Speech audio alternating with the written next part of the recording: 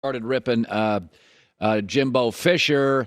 And when anybody lashes out in life, that's why I don't take anything too personally on Twitter. When people lash out, there's three reasons psychologically why anybody lashes out: jealousy, envy, and fear. Now, I don't think Saban's jealous or envious of other coaches, but there's some fear here. Texas A&M kicked his butt in recruiting last year. It was the best recruiting class in the history of college football. They got 7 of the top 34 players.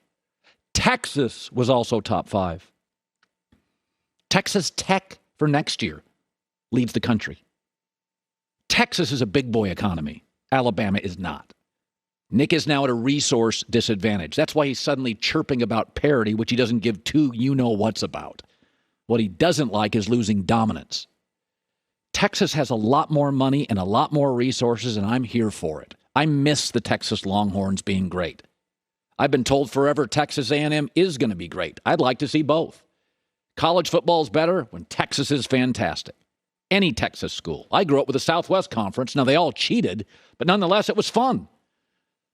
I don't think the SEC dominating the sport, I don't think it's going to end the sport. I don't think it's good for it. Ratings, attendance, down into the tubes. People out west don't sit around wanting to watch college football in the South all the time. Texas, we've got a connection to Texas. It's a quick, direct flight. A&M beat Bama last year. Nick knows he's had a oil, energy, money disadvantage. Mario Cristobal is going to cut off some Miami recruiting. Lincoln Riley's already shut the door on some California recruiting. And Texas, good luck stealing the best players from Texas now with Jimbo Fisher, Steve Sarkisian, those facilities, and that oil money. And Nick knows it. He's no dummy. People lash out for 3 reasons: jealousy and envy, he's neither, and fear, he sees it. He's getting up there in age. These coaches are younger. Jimbo just beat him. They just hammered him in recruiting. Nick now came out yesterday and acknowledged he was a little over the top. I should have never really singled anybody out. That was a mistake, and I really apologize for that part of it. I really wasn't saying that anybody did anything illegal in using name, image, and likeness. I didn't say that. That was something that was assumed by what I said, which is not really what I meant, nor was it what I said. So there's nothing illegal about doing this. It's the system that allows you to do it, and that's the issue that I have. The same system that allowed Nick to gray shirt kids 10 years ago, which most of the country thought was sleazy, but it was legal too. This is fear talking, and this is what it looks like. When people in power, he now doesn't control the players like he used to. They can transfer. He doesn't have the resources. And Alabama, according to a story, wants to pay all their players about $25,000 a year. That's cute. Quarterbacks now go for $1 million, the great ones. Defensive linemen have been going for $100,000 for years in the SEC. They just paid him through a church. Nick Saban had never lost to one of his assistants. He lost twice last year. Lane Kiffin building a power at Ole Miss, Sark at Texas, Jimbo at A&M, and Kirby Smart's got that puppy rolling at Georgia. Nick's getting older, a little less mobile, not as dominant. Players have power, money coming from different places. That is what fear looks like. Joy with the news. That goes along with stealing the best coach in college football offensively in Lincoln Riley, and they also stole the best quarterback from Oklahoma, Caleb Williams. 3 best transfers so far in the transfer portal have been Lincoln Riley, Jordan Addison, and Caleb Williams, and USC got all 3. I always roll my eyes at college fans. Occasionally, a great program like Kentucky, a great program like Arizona will be down. They'll make a bad hire. You see it in college football all the time. A great program. Notre Dame was down for years. Alabama was a mess. Florida was a toilet for a while. And once they get the right coach, they always rebound quickly. Let me give you 4 examples. Oklahoma with John Blake was a disaster. Bob Stoops got the job. Next year, 7-5. Next year, national champs. Urban Meyer took over for Ron Zook, who ended up at one point working in a bank. Urban Meyer, 9-3 to 13-1, won a national title. Remember what a joke Bama was with Mike Shula? Saban took it over 7-6, then 12-2. Brady Hoke to Jim Harbaugh. We thought Michigan was dead. There were empty seats everywhere. Nobody went to the games. 10-3 overnight. And those four coaches didn't have a transfer portal. They didn't have LA money in the NIL. Folks, if you don't get it, those who don't get it, don't get it. USC is going to be really good.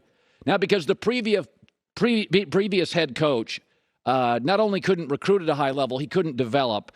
Most of USC's talent, probably about 90%, is on the offensive side. So they're going to be a really lopsided football team this season. They'll only be able to win one way, outscore you. And because of that, they won't be able to compete with Alabama, Georgia, Clemson.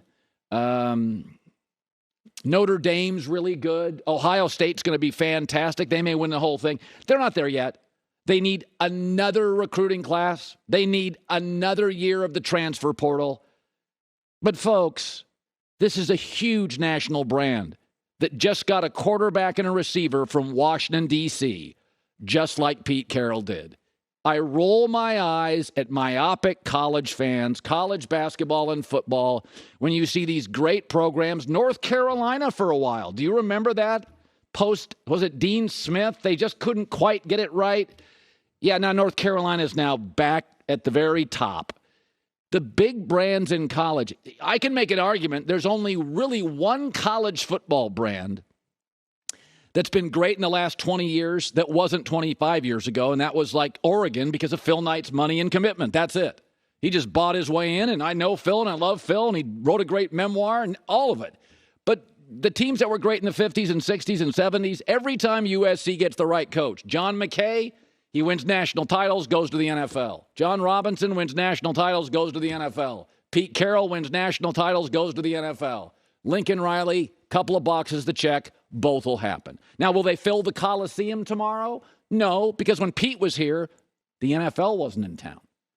LAFC wasn't in town. The Dodgers weren't the best baseball team. The Clippers were a joke. It's a much more distracted market. There's a lot of mouths to feed in sports. And I imagine with this schedule, which includes Rice and Fresno State, there'll still be empty seats.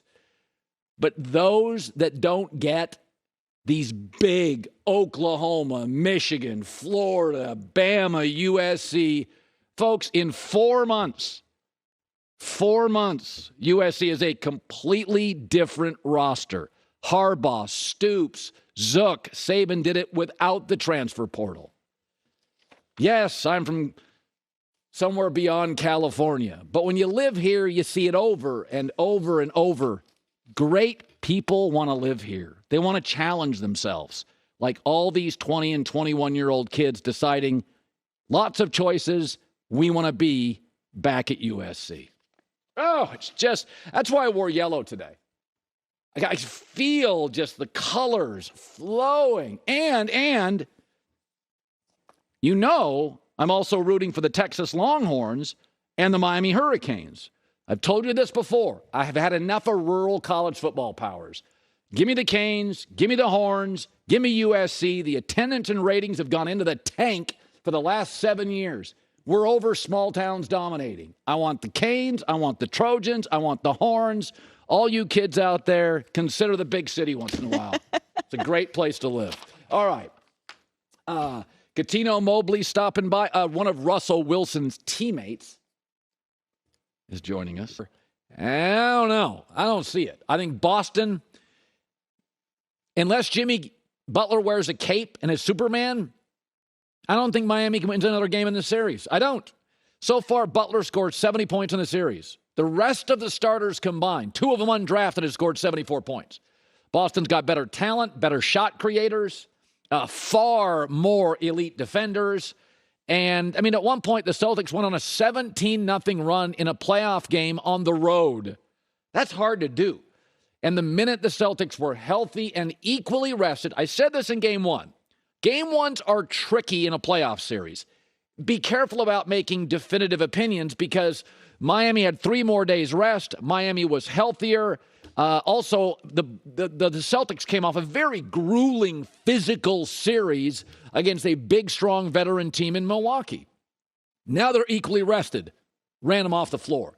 I also think Boston's big three of Jason Tatum, Jaylen Brown, and Marcus Smart, they're smart guys. They've been in this league now 4 and 5 years. They get it. They have to win this series. Nobody thinks Miami's great. Everybody knows there's a reason. Your FanDuels, there's a reason. Vegas, Boston's going to win this series. Almost everybody picked Boston for a reason, even though Miami was the number 1 seed. Boston's better. They got better players. In 7 of the 8 quarters, Boston's been the better team. And then they had 1 disaster quarter. But it looked like last night, equally rested and healthy. It wasn't that close.